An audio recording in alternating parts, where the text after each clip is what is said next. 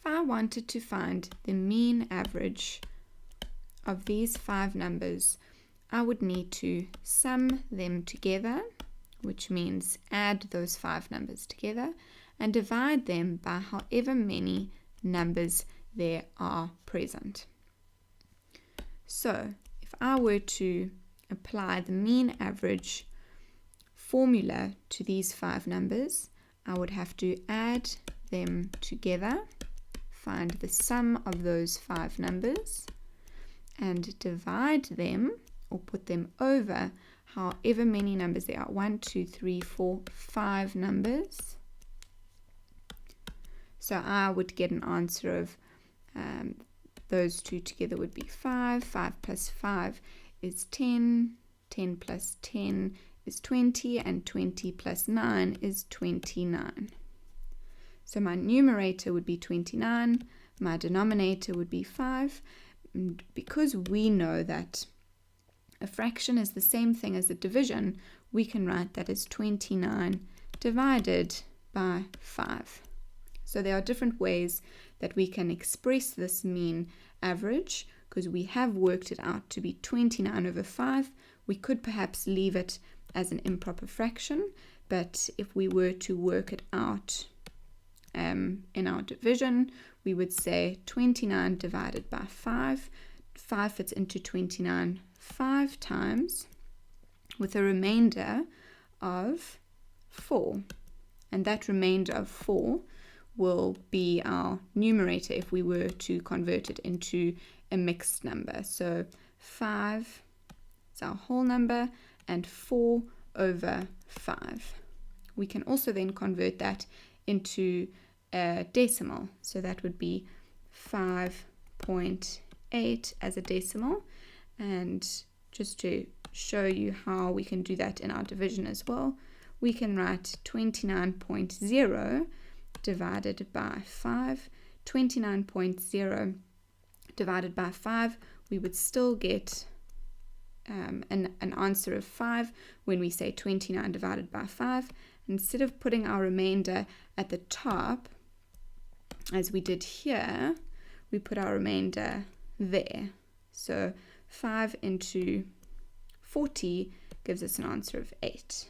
So there we have it, is 5.8, which is the same as 5 and 4 over 5, which is the same as 29 over 5.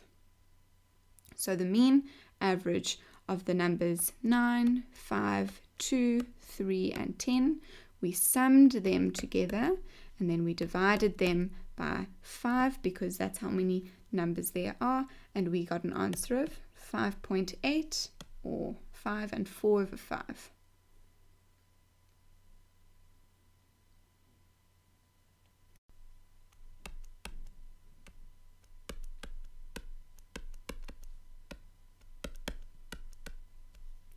If I wanted to find the median of these 5 numbers, I need to find the middlemost number.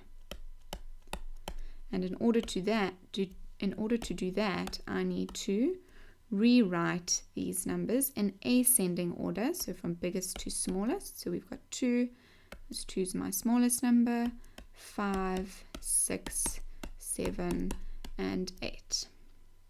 Okay, so this one is quite a nice example because we've got an odd number of numbers, which means we will have a perfect middle number, which is 6. So the median of 8, 2, 7, 6, and 5 will be 6, because we've got 2 numbers on either side of our 6, which means 6 is our middle number. When we've got a slightly more tricky example, when we've got an even number of numbers, so 3, 1, 5, and 4. Let's rearrange these into ascending order. So we've got 1, 3, 4, and 5.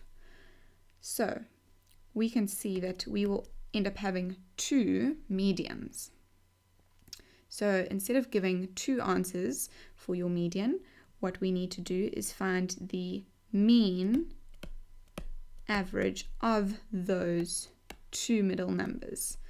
Okay, so remember we need to plus those 2 numbers together and divide them by 2 because there are 2 of them, and that gives us an answer of 7 over 2.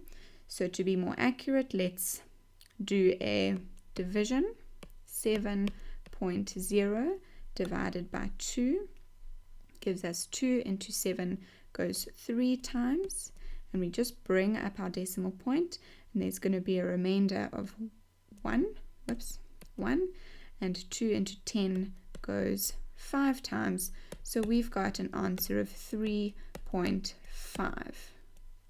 So the median of 3, 1, 5, and 4 gives us an answer of 3.5.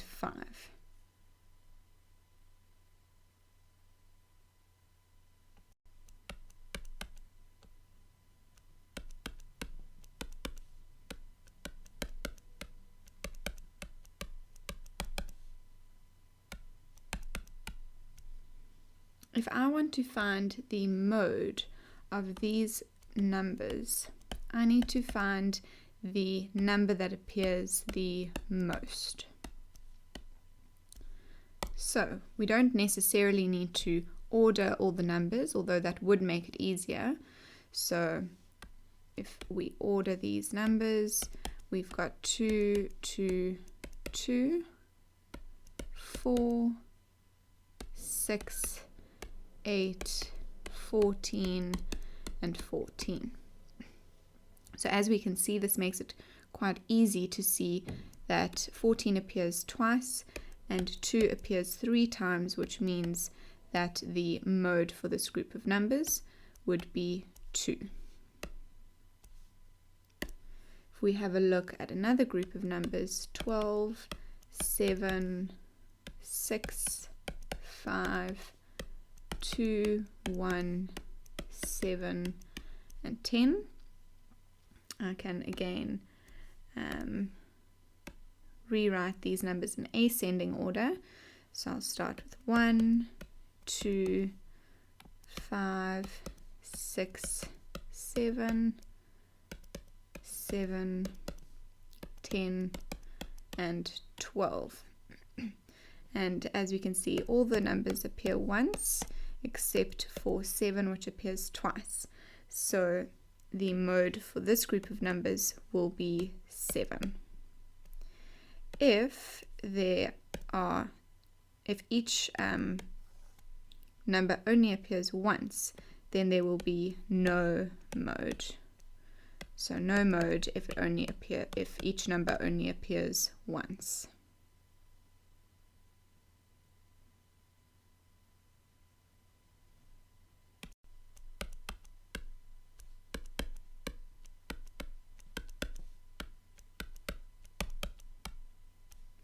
If I wanted to find the range for this group of numbers, I need to subtract the lowest number from the highest number. So we find the difference between the highest and the lowest number. So we obviously need to identify the highest number.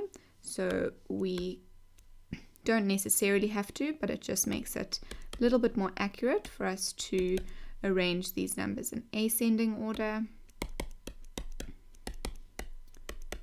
And we therefore know that 25 is your highest number, 2 is your lowest number. So we say 25 minus 2, and that gives us an answer of 23.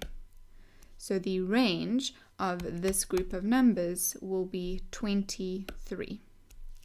If we have a look at another group of numbers, let's say 10, 13, 50, and 52, we can see that these are already arranged in ascending order, so we don't need to arrange them again. So we've got 10 as our lowest number and 52 is our highest number. So the range of this group of numbers would be 52 minus 10, and that gives us an answer of 42.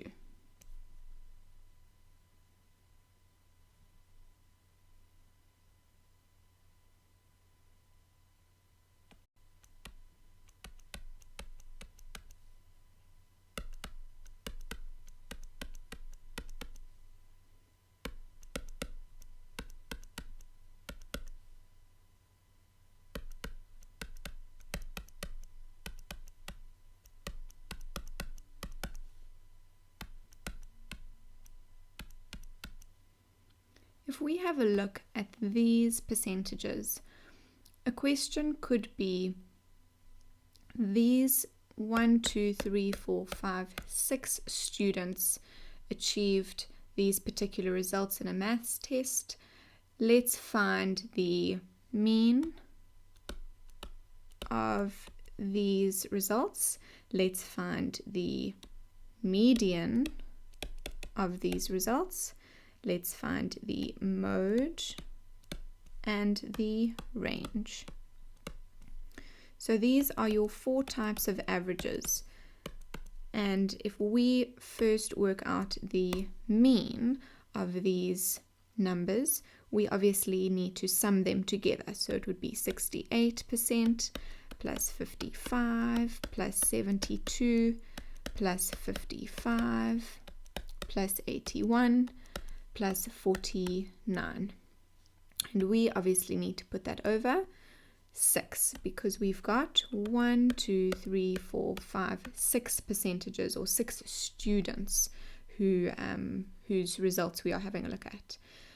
And if we were to sum all of those percentages together, we would get an answer of 380, and we then divide that by 6, and we would get an answer of 55%. So the mean average of these groups of percentages would be 55%. We now have a look at the median of these groups of numbers, this group of numbers, and what we obviously first need to do is arrange these numbers in ascending order. So let's see, 49 is our lowest percentage, so we've got 49, then we've got 55, we've got 55, we've got 68%, 72%, and 81%.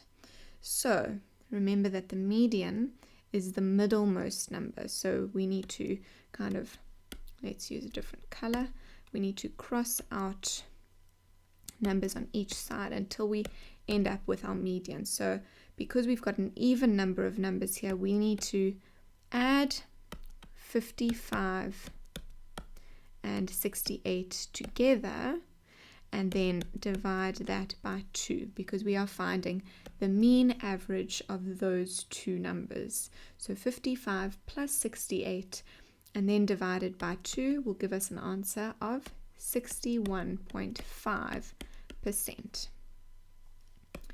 If we now have a look at the mode of these groups of numbers, we need to find out which number or which percentage appears the most.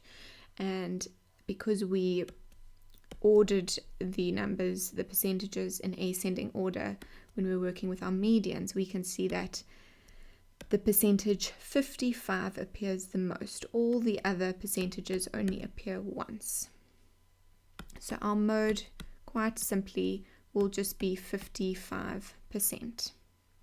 Okay, now the range, as we've learned, is the highest number minus the lowest number. So our highest percentage was 81 and our lowest percentage was 49. So if we work that out, we will get a range of 32%. So for this group of percentages, so the results of these students' maths tests would have been, you would have got a mean of 55%, a median of 61.5%, a mode of 55%, and a range of 32%.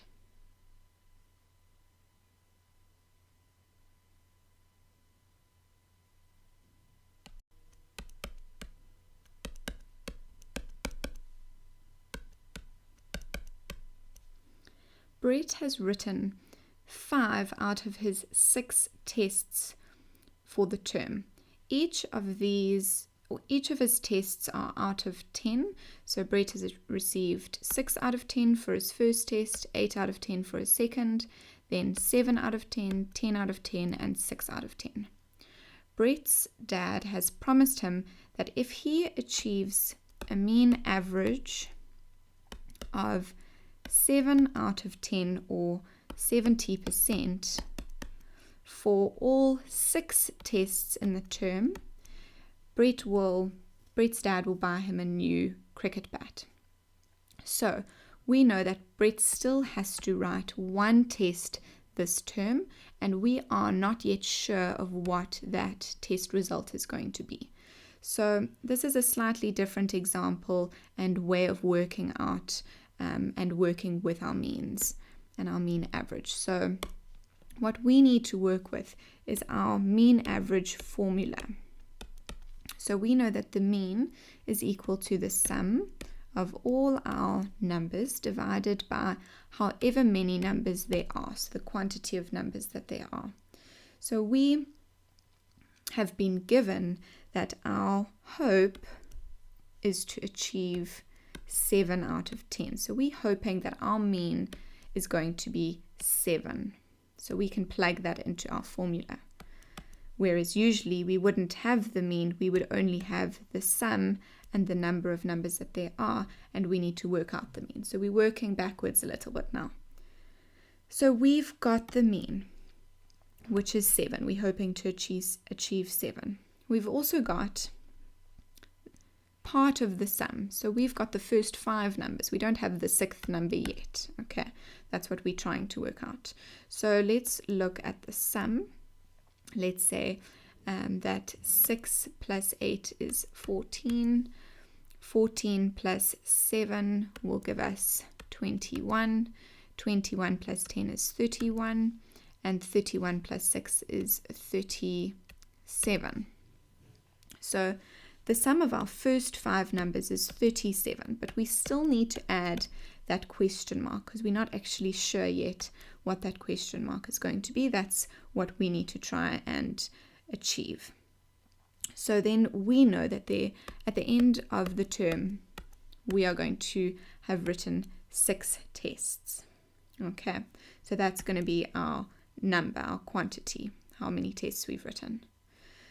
So now, what we need to try and solve for is this question mark, because that question mark means that is what Brett needs to achieve for his last test in order to achieve his goal of a mean average of 7 out of 10 for all his 6 tests. So that is what we need to look for. And how are we going to do that? Well, we need to work with what we've been given. So we know that 7 is going to be equal to 37 plus something, and that's over 6 or divided by 6. So 7 equals something divided by 6. Well, that's exactly the same as if we want to work out what our numerator is going to be, we need to multiply our denominator by this whole number here. So we say 7 multiplied by 6 will give us an answer of 42. So 42 will give us 37 plus our question mark. And in order to find out what our question mark is going to be, we say 42 minus 37, and that will give us our question mark. So 42 minus 37, work that out on the side. We need to borrow, and that's a 5, and then that's nothing. So we end up getting 5.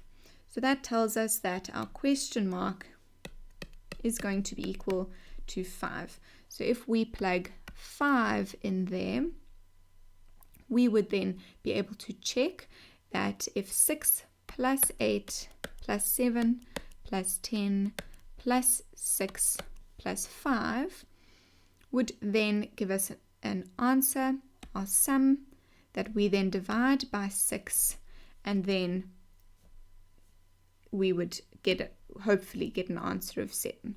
So if we plug 5 in here, 37 plus 5, we get an answer of 42, and 42 divided by 6 is equal to 7. And that's exactly what we hoped to find out.